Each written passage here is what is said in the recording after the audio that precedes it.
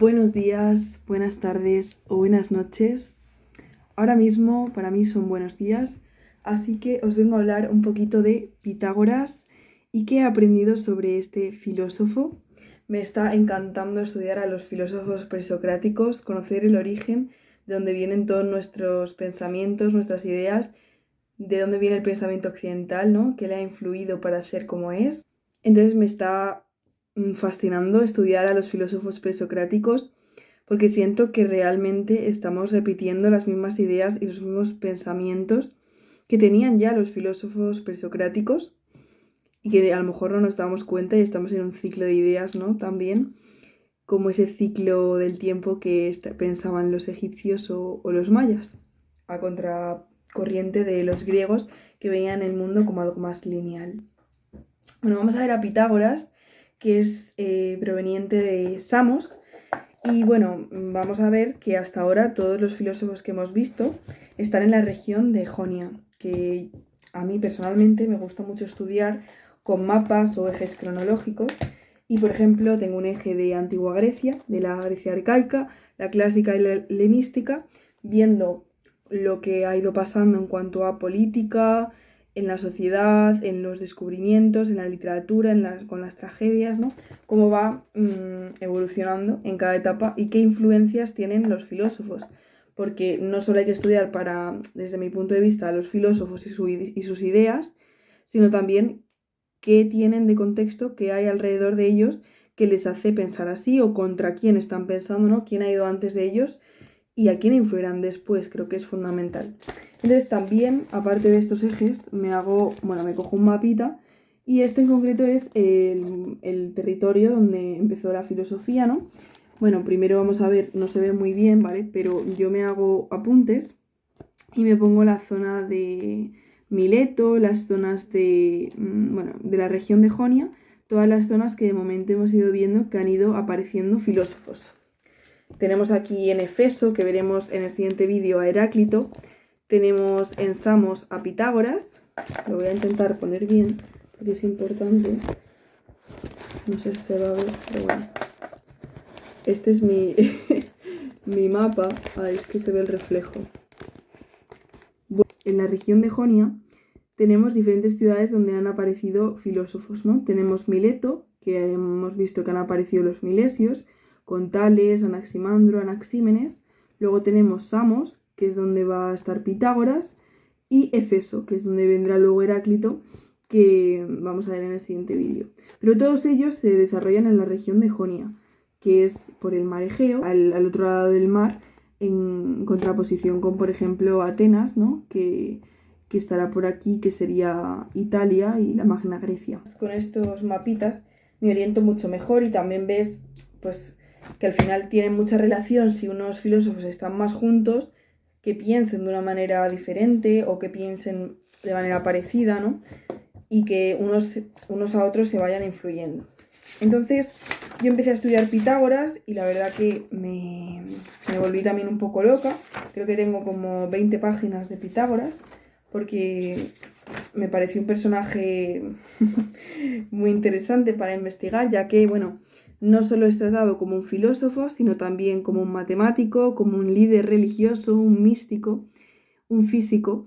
Al final vamos a ver un montón de ideas y de percepciones que tienen los demás sobre Pitágoras, ¿no? Porque al final Pitágoras no es tanto a lo mejor un autor, ¿no? Sino que toda la corriente pitagórica, todas las ideas que tuvieron dentro de esta escuela o secta, va a ser dado a Pitágoras. Todo lo que aparezca de idea nueva en esta escuela, en esta corriente, va a ser asociado con Pitágoras. No hay otras personas. Pitágoras va a ser tomado no solo como filósofo, sino también como místico, como líder religioso, y va a crear una especie de escuela o una corriente que vendrá detrás de él, en la que todas las ideas que se crean en esta vertiente van a ser asociadas con él. Todo lo que se crea va a ser Pitágoras. De hecho, de Pitágoras no tenemos ningún escrito. Todo lo que nos ha llegado de la corriente pitagórica viene de Platón o de otros comentaristas 200 años después. No hay nada que relacione con Pitágoras en ese momento en el que él nació, ¿no? Según nuestras teorías. Entonces, en el 569 que nació antes de Cristo y hasta el 475, que esto es un poco, pues eso, desde nuestra teoría, no hay ningún escrito que se asocie con él hasta 200 años después, que ya algunos comentaristas o neopitagóricos, neoplatónicos hablan de él. Por lo tanto, este pensamiento de Pitágoras va a influir muchísimo en nuestro pensamiento occidental y a través de Platón conoceremos también sus ideas. Y al final Platón es uno de los que más han influido en el pensamiento occidental, por lo tanto conocer la base del pitagorismo es fundamental para entender cómo pensamos también. Bueno, hemos visto que Pitágoras va a venir de Samos, que es otra zona dentro de Jonia, y vemos cómo los primeros filósofos están todos juntitos en Jonia. Entonces, este Pitágoras no va a ser de Mileto, va a ser de Samos.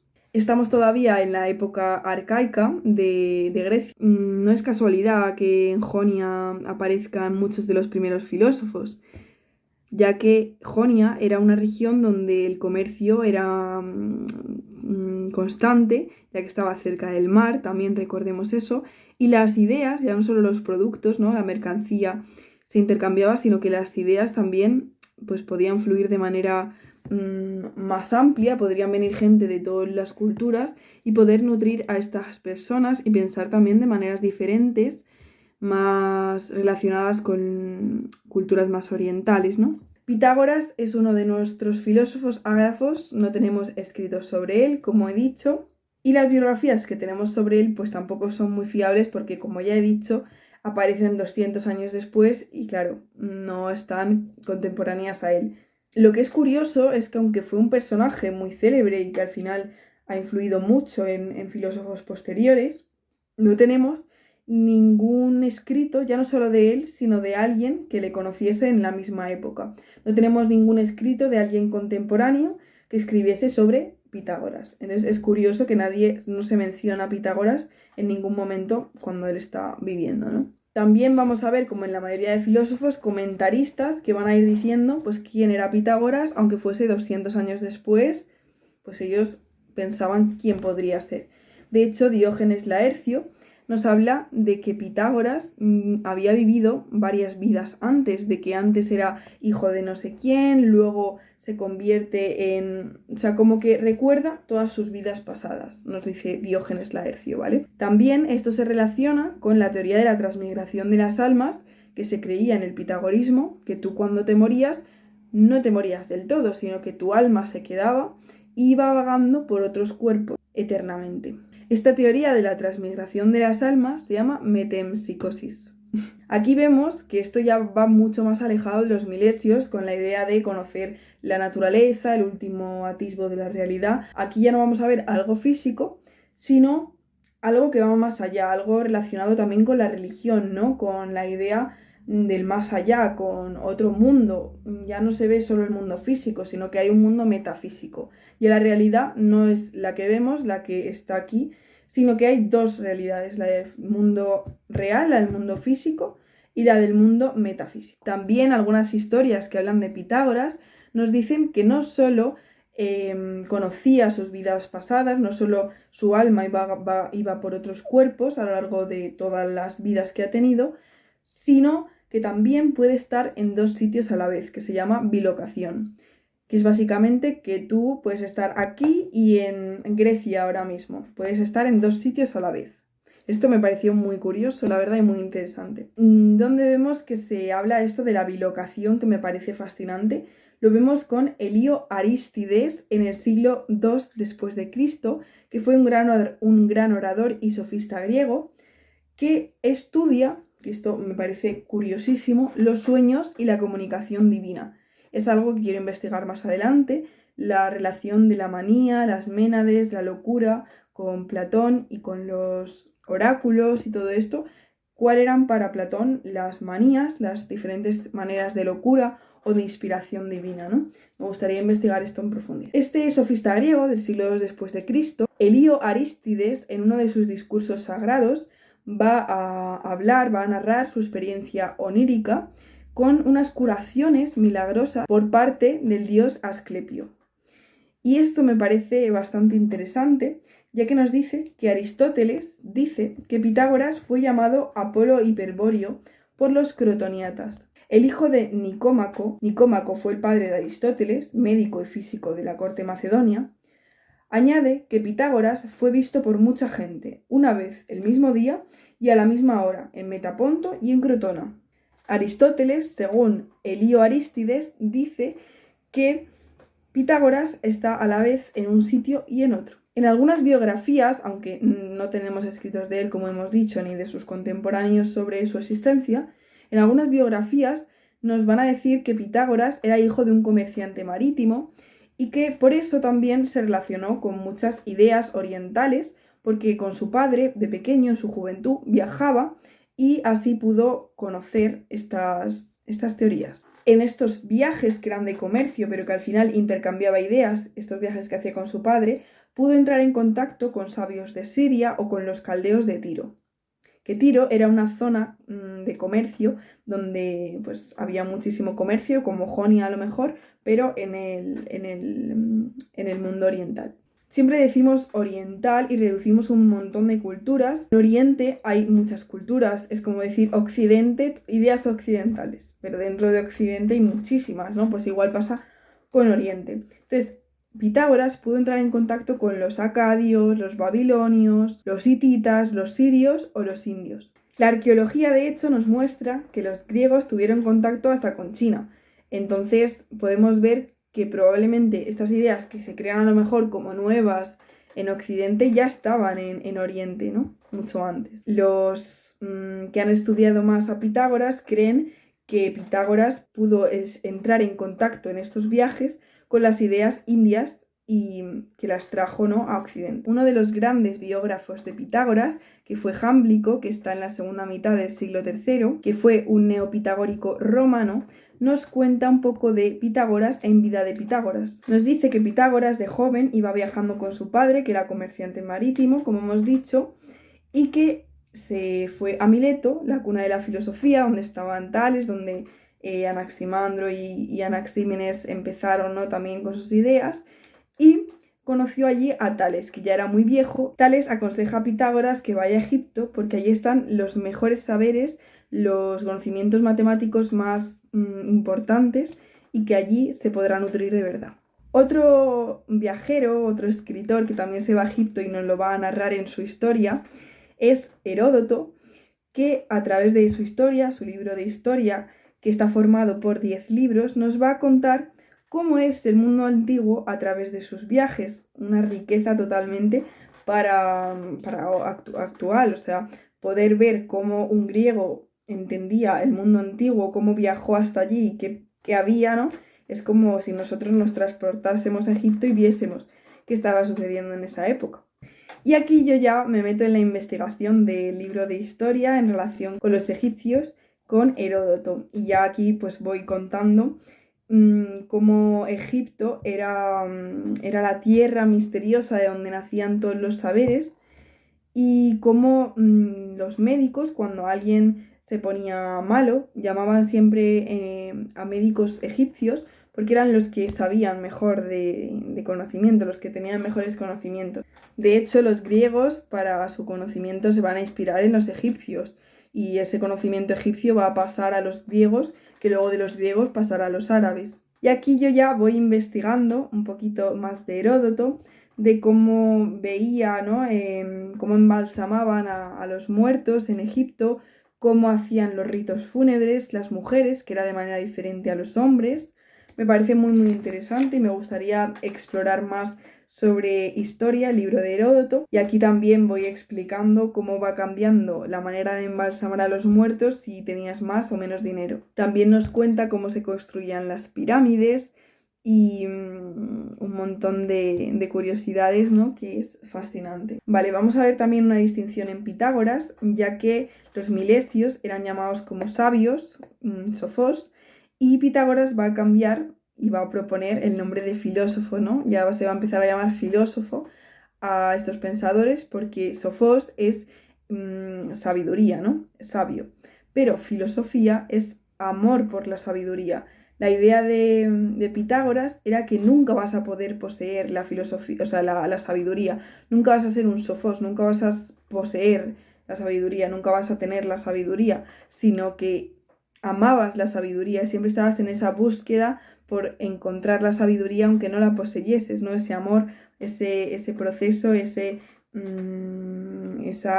insaciable sed de conocimiento del ser humano, de amar, de buscar siempre el conocimiento, pues para él eso será la filosofía. Por eso se llamaba filosofía, porque filo es amor y sofía es sabiduría. Para Pitágoras, según Jámblico, las personas se dividían en las que querían riquezas, las que querían fama y los filósofos, que eran los que se detenían a contemplar la belleza de la vida. Después del viaje a Egipto que va a hacer Pitágoras, recomendado por Tales, se va a Crotona. En Crotona va a fundar una escuela que podría ser una mezcla entre el religioso, educativo, un poquito de todo, ¿no? Aquí en Crotona va a hacer una teocracia, va a dirigir la ciudad en base a sus ideas religiosas. Al principio va a ser muy bien recibido en la polis, según Porfirio, del siglo II después de Cristo.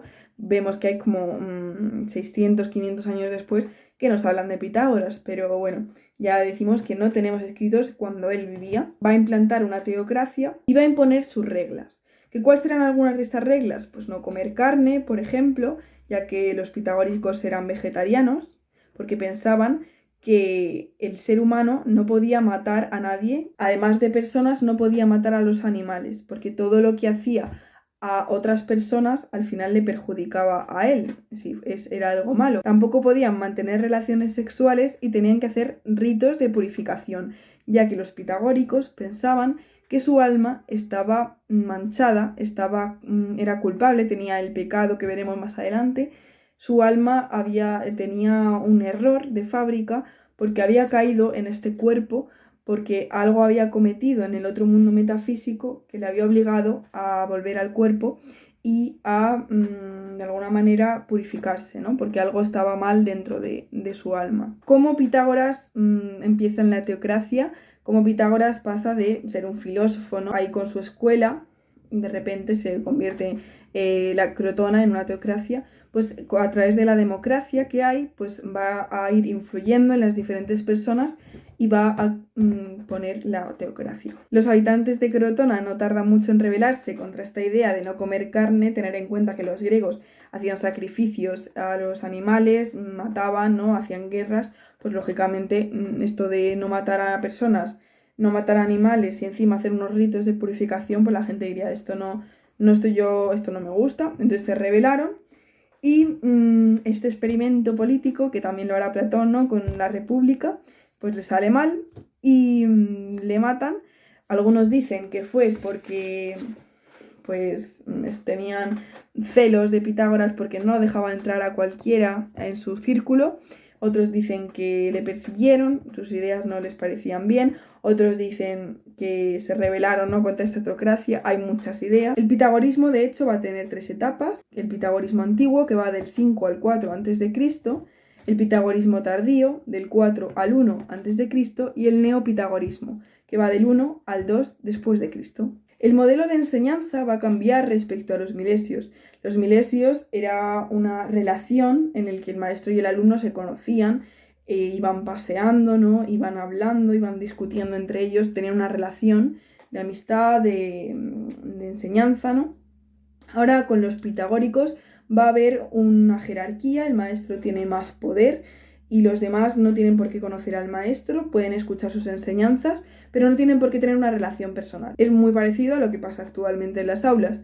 El maestro da su clase, todos los demás escuchan, pero no discuten con el maestro de tú a tú. Además, en esta escuela pitagórica, todo lo que se enseñaba era secreto, tú no podías contar lo que te transmitían en esa escuela a otras personas, todo era secreto. Además, los que entraban en esta escuela eran elegidos, los elegidos, unos pocos, y tenían que pasar por unos rituales de iniciación para poder estar dentro de esta escuela. Algunas de ellas eran, por ejemplo, estar 5 años en silencio para poder entrar, y esto nos recuerda también al tipo de enseñanza que se hacía en Egipto con los babilónicos, que solo unos pocos eran los que podían instruirse, solo los elegidos, no se podía educar todo el mundo, ¿no? Como tenían también las ideas los milesios, de hablar con cualquiera y de instruir a cualquiera. No, aquí ya con Pitágoras solo unos pocos serán los que accedan a este conocimiento. Para Pitágoras todos los seres humanos vienen sucios, vienen defectuosos y necesitan purificarse en vida, que ahí vendrá después la palabra pecado, del latín peco, que es tropezar, cometer una falta. Entonces tú al purificarte en vida, al haberte purificado, empiezas a elevarte y la idea es elevarte hacia la perfección para dejar de pasar toda la vida reencarnándote en diferentes cuerpos. La idea de pecado no estaba en la religión griega. Los humanos no tenían nada que ver con lo divino. Los humanos no podían hacer sacrificios para intentar regular ese azar de los dioses, pero ellos no tenían ninguna culpa de lo que sucedía, ¿no?, en lo divino. Entonces, con Pitágoras vamos a ver esto, cómo lo trae también de Oriente, porque al final esta idea está más en el budismo, en el hinduismo, de que tú como persona pues tienes algo erróneo y no es algo de los dioses, es que es algo dentro de ti que tienes que tener una disposición activa para cambiar eso que hay dentro de ti malo, a través de la moral, a través de la purificación. Entonces, todos los que entraban dentro de esta comunidad tenían que seguir unas reglas, como podría ser el vegetarianismo, que no mataban animales, les parecía una abominación, ¿no?, tener que no matar animales. Hay bastantes frases que va a decir Plutarco que me parecen fascinantes sobre el vegetarianismo, que él también está a favor, lógicamente, porque era neopitagórico, neoplatónico. Entonces me parece fascinante esta idea del vegetarianismo en Pitágoras. Seguimos hablando un poquito de Pitágoras ya por la noche. En el círculo pitagórico no se dejaba que los alumnos tuviesen relaciones con otras personas, ni con su familia siquiera, ya no solo sexuales, ¿no? No solo se practicaba la castidad, sino que también se dejaba de lado la familia y cualquier tipo de relación que no fuese con los de la escuela. Me llamó la atención que Pitágoras no fue el único matemático que rechazara la carne, que también Descartes y Leonardo da Vinci lo hicieron. Y me pregunto qué relación tiene esto, ¿no?, con los pensamientos y las ideas de cada uno. También nos van a contar que en la escuela pitagórica se van a dividir en dos, los matemáticos y los acusmáticos. Los acusmáticos son los que escuchan, los que solo oyen, y los matemáticos los que aprenden, los que realmente investigan. Hay bastantes ideas de qué podría haber sido cada uno, pero ya nos dice Jámblico que realmente tampoco tenemos idea de qué se enseñaba exactamente, y este es 200 años después, ¿no?, o unos pocos después. Entonces, realmente no sabemos qué es, pero podemos dar una idea, y puede ser que los acusmáticos se tomaran al pie de la letra las palabras de Pitágoras, lo que escuchaban, sin interpretarlo por ellos mismos y sin pensarlo realmente, ¿no? Los acusmáticos, como esos religiosos, esos sacerdotes que repiten la palabra de Dios al pie de la letra sin reflexionarla e interpretarla a su manera. Los acusmáticos tenían prohibido acceder al conocimiento matemático y físico, que era el que estaba dotado a unos pocos, a los elegidos ya incluso dentro de este círculo. Pitágoras elegía de los acusmáticos a los que eran más inteligentes para darle este conocimiento físico-matemático. Estos elegidos eran los matemáticos, que eran muchos menos. Al final vamos a ver una separación entre los matemáticos y los acusmáticos, como dos ramas dentro de esta escuela. Entonces los acusmáticos se van a centrar más en enseñanzas morales y los matemáticos en algo más de investigación o alcanzando la perfección intelectual, ¿no?, que se quería para salvar al alma que estaba manchada. Bueno, las dos tesis fundamentales del pitagorismo fueron que dividieron la realidad en dos, en el mundo físico y el mundo metafísico. Fueron los primeros que propusieron un mundo más allá de lo que vemos, y también en el hombre, porque al final separaron alma y cuerpo, ¿no?, como el cuerpo corruptible, cambiante, erróneo, ¿no?, al final, y el alma como algo eterno, como algo que nunca cambia, como algo verdadero, ¿no?, que ya vendrá luego Platón, ¿no?, con esta idea de que lo que no cambia es lo verdadero, lo real, y lo que siempre está cambiando es lo corruptible, lo que lo que no es real, ¿no? Para los pitagóricos, en el mundo metafísico, está la verdad, están los números, está la belleza, ¿no? La armonía, están las figuras geométricas, porque para ellos los números no eran como algo físico, sino estaba dentro del plano metafísico, del plano del más allá. El mundo metafísico va a ser el que ordene el mundo físico, como dirá luego Platón, ¿no? Con el mundo de las ideas, que es del que se basa esta copia del mundo sensible, ¿no? También en relación con todo lo que vemos en Pitágoras, pues Platón está ahí, ¿no? También va a romper con la teoría de los milesios, ¿no? De hacer la causa y el efecto con fenómenos físicos. Va a dar una causa como un fenómeno sobrenatural, que es el mundo metafísico, para una consecuencia, o sea, para un efecto en el plano físico. O sea, ya no es necesario que haya dos planos físicos como causa y efecto, dos fenómenos físicos como causa y efecto, para que se produzca algo, sino que podemos explicar un efecto con una causa sobrenatural, que es el mundo metafísico, que no podemos conocer. Bueno, realmente podemos entrar en este mundo de las ideas a través de las matemáticas, a través de la razón abstracta. Lo que habita en el plano metafísico siempre es igual. 2 más 2 siempre va a ser 4, nunca va a cambiar. Al igual que un triángulo equilátero, siempre va a tener en sus lados 180 grados. A partir de aquí se va a dividir la filosofía entre los que piensan que hay un único plano, este plano, o los que piensan que hay un plano más allá, el mundo metafísico, ¿no? Entre luego Platón, un poco, ¿no? Y Aristóteles, algo más idealista, algo más materialista. Por lo tanto, para que el alma se salve, necesita este conocimiento físico-matemático. Las matemáticas ya no sirven para contar cuántos campos de trigo tenemos que salvar o cuántas vasijas tenemos, sino que ahora la matemática sirve para alcanzar esa perfección y esa purificación, para liberarnos de este cuerpo que tenemos por culpa de un pecado que hemos tenido y que nuestra alma ha sido manchada al final, ¿no? También nos habla de la importancia de que cada filósofo, cada persona, debe conocer por sí mismo. Por mucho que le expliquen, si él por sí no lo experimenta, nunca lo va a poder entender. También he visto que tiene bastante influencia el orfismo con el pitagorismo y que al final, dentro de la rama y la corriente del orfismo, que es muy amplia, pues está el pitagorismo, gracias a los últimos descubrimientos arqueológicos, como el papiro de Derbeni o las laminillas áureas. Por lo tanto, la idea del dualismo antropológico, la idea de que el ser humano tiene alma y cuerpo, no viene del cristianismo, sino que viene del orfismo y de estas ideas que ya estaban mucho antes. En los textos órficos hay un mito que me parece interesantísimo, os animo a leerlo, que es el de los titanes y Dionisio y demás, que os lo animo a leer, que básicamente termina con que el ser humano es una mezcla de barro, de algo cambiante constantemente, al de Dionisio, con la capacidad de renacer, y de los titanes, que llevamos el mal intrínseco y tenemos cierta tendencia a él. También investigué sobre la relación de la música con Pitágoras, cómo descubrió las diferentes relaciones armónicas, ¿no?, entre sonidos, y cómo pensaba que esto estaba conectado con el universo, ¿no?, y con la idea de encontrar la explicación, ¿no?, al universo. También veo mucho la aritmología pitagórica, con la idea de que cada número no solo es un plano más allá de la realidad, sino que tiene un significado. Por ejemplo, el 1 significa la unidad, la perfección, y que cada número tiene un significado. También esto me parece brutal. Y también investigué sobre el símbolo de la secta de la escuela pitagórica, que era la tetractis, que básicamente era como una especie de triángulo formado por múltiples triángulos, que básicamente venía a significar todos los planos de la realidad. Estaba el punto de arriba, la línea, la superficie y el volumen. Pongo aquí para que se vea mejor y vemos cómo tiene todos los triángulos y que esto hace una referencia a toda la realidad.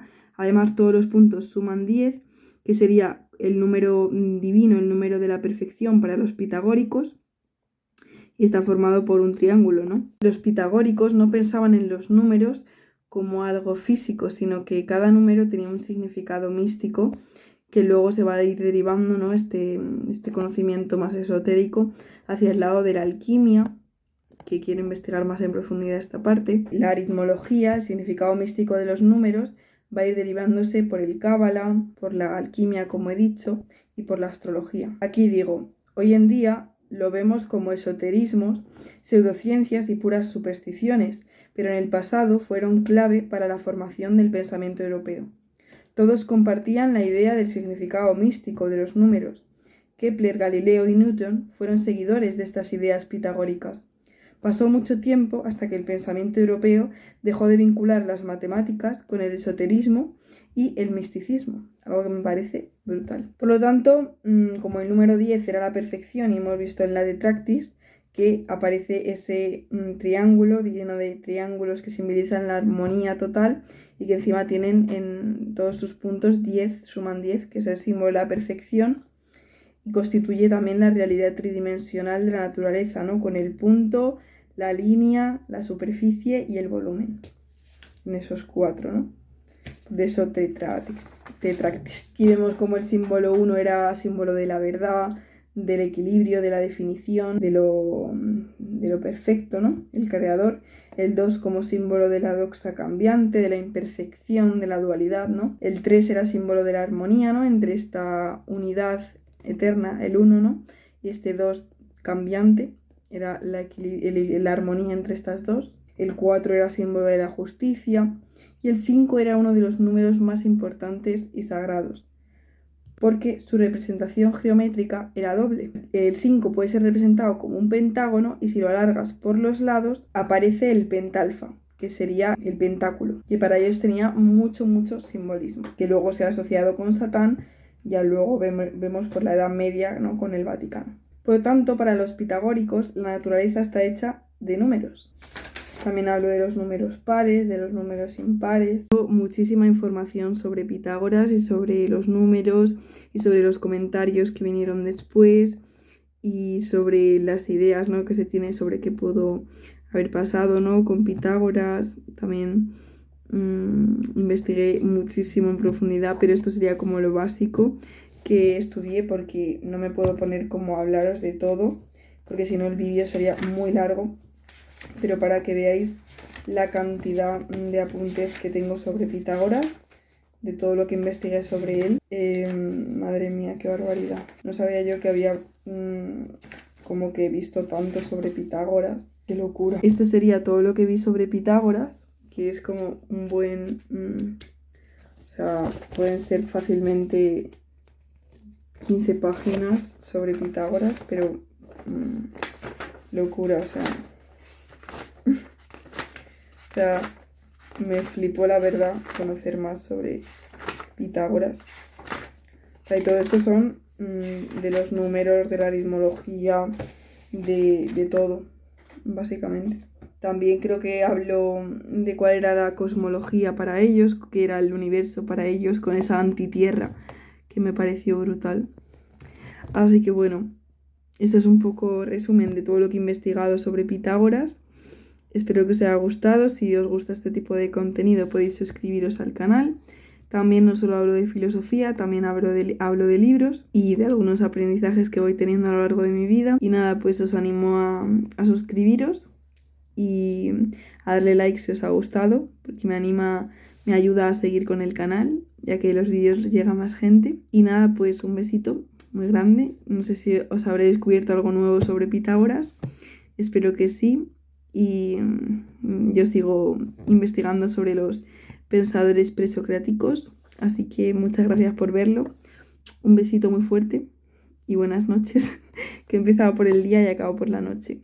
Así que nada, chao.